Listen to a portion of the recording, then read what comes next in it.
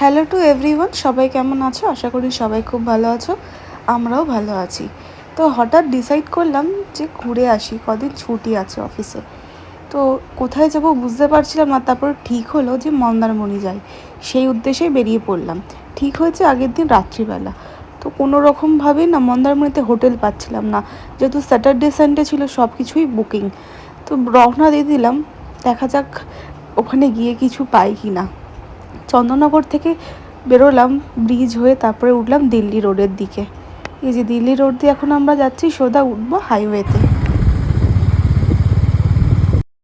হাইওয়েতে উঠে প্রথম টোলটা আমরা ক্রস করলাম, তারপরে সবার বেশ খিদে খিদে পাচ্ছিল।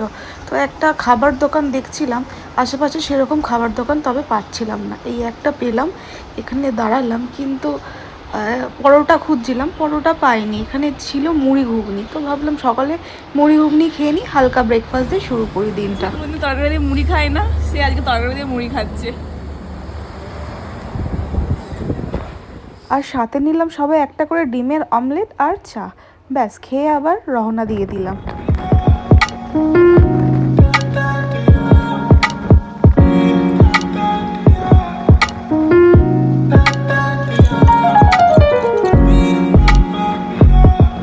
তারপর অনেকটা রাস্তা ক্রস করে আমরা চলে এসেছি, নিলাম একটু ব্রেক। প্রচণ্ড রোদ ছিল, ঠান্ডা জলের বোতলে একটু ট্যাং মিশিয়ে নিয়েছি, আর ওরা খেলো জুস। তারপর আমরা চলে এসেছি বিশ্ব বাংলা গেটের সামনে। তো অনেকটা আমরা চলেই এসেছি কাছাকাছি।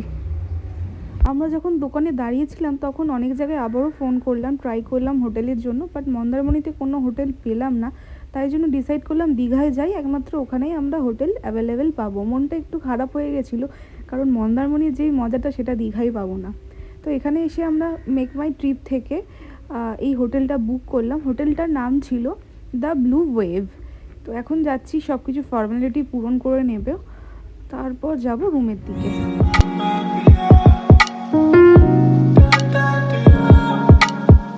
সব কিছু কমপ্লিট করে এই যে লিফটের মধ্যে উঠে পড়েছি, আর ভাই আমাদের লাগেজগুলো নিয়ে নিয়েছে, এরপর নিয়ে যাচ্ছে সোজা রুমের দিকে। আমরা নিয়েছিলাম একটা ডাবল বেডরুম, আর যদি হোটেলের রুম নিয়ে বলি তাহলে রুম একদম পরিষ্কার পরিচ্ছন্ন ছিল। দুখানা ওয়াশরুম ছিল, দুটো ব্যালকনি ছিল, একটা রুম একটু বড় ছিল, আর একটা ছোট ছিল। নিচে বাইক রাখার জন্য বা 4 হুইলার রাখার জন্য পার্কিংও রয়েছে এদের। আর আমাদের রুমটার ভাড়া পড়েছিল 3,000 টাকা। ঢুকতে ঢুকতে যেহেতু আমাদের দুপুর হয়ে গেছিলো, খুব জোর খিদে পেয়ে গেছিলো, আগেই এসে হোটেলে খাবার অর্ডার করে দিয়েছিলাম। নিয়েছিলাম 2টো মিক্স রাইস, আর ছিল সাথে চিলি ফিশ, আর তারপর আবার অর্ডার করলাম ফিশ ফিঙ্গার। তো খাবার নিয়ে কিছু বলার নেই, খাবারের টেস্ট খুবই সুন্দর ছিল। আর খাবার খেতে বসার আগে সবাই ফ্রেশ হয়ে নিয়েছি, সেটা বুঝতেই পারতো, সবার ড্রেস চেঞ্জ হয়ে গেছে।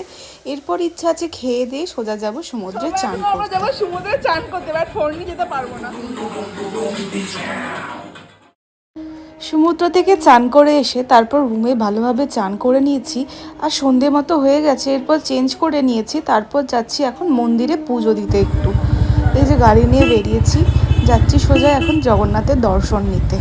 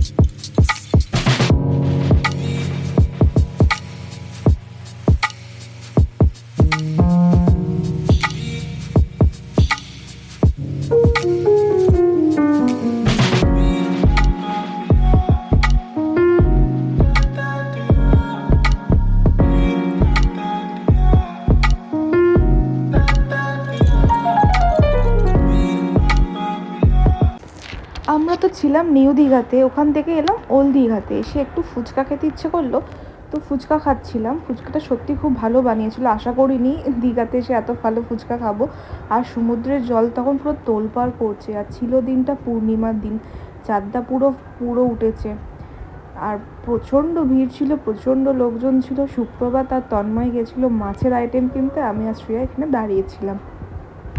সব কিছু নিয়ে সোজা এলাম রুমেতে। আর অনেক রকমের মাছ নিয়ে এসেছিলো, ভেটকি ছিল, বাসা মাছ ছিল, কাঁকড়া ছিল, চিংড়ি ছিল। তো সব কিছু খাওয়া দাওয়া চলছে আমাদের।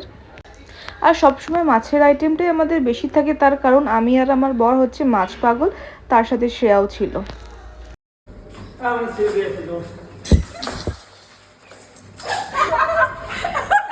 ভয় পাই কেন লিফটে?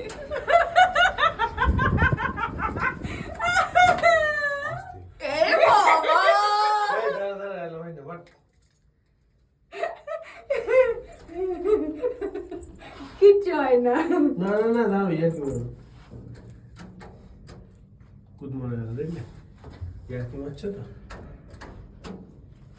এ বাবা, এটা কি হয়েছে? দেখলে বড় বড় মারা গেল। সবসময় ইয়ার কি বলবো, কপাল দে, কপাল দে, লিফটে আটকে গেছি। একজনকে ও দেখে মাই গড, পুরো লিফট অন্ধকার, আমাদের ফ্ল্যাশ জ্বলছে ফোনে, সবার কোনো লাইন নেই। ব্যাস এবার প্রচুর এবার তো শেষ। একজনকে দেখতে পেলাম, এখন হাসছে, এখন পুরো মুখ পুরো বিগড়ে গেছিল। আই মিন এখান থেকে একজনকে দেখতে পেলাম, তাকে নক করে নিচে পাঠিয়েছি। লিফটে আমরা এখন কখন বেরোতে পারবো বুঝতে পারছি না। লিফটে পুরো কারেন্ট অফ হয়ে গেছে। গরম লাগছে এবার, এটা সাবধান হবে। সাবধান না, একটু হবে। সাবধান নিতে হবে। ওপরটা পুরো ফাঁকা দেখ। ওপরটা ফাঁকা আছে। সাবধান হবে না, প্রবলেম হতো যদি নামতে গিয়ে আটকে যেতাম, কাউকে বলতেও পারতাম না, কিছু না।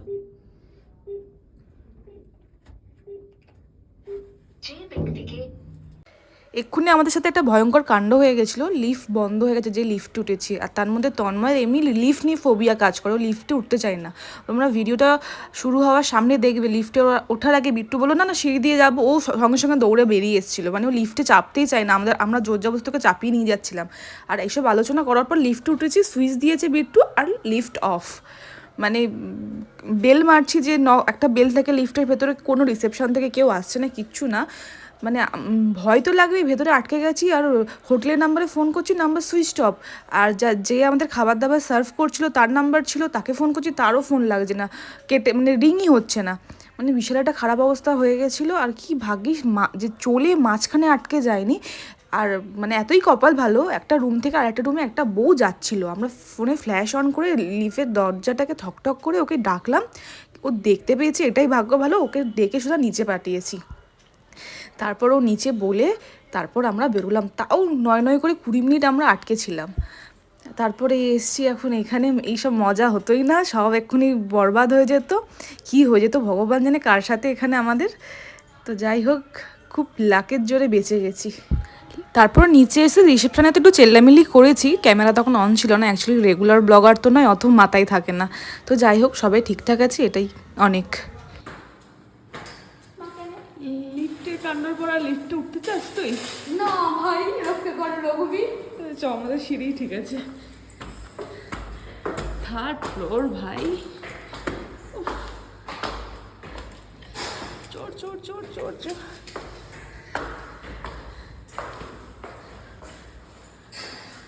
ঠান্ডা ভাই, জলটা হাতে জমে যাচ্ছে আমার।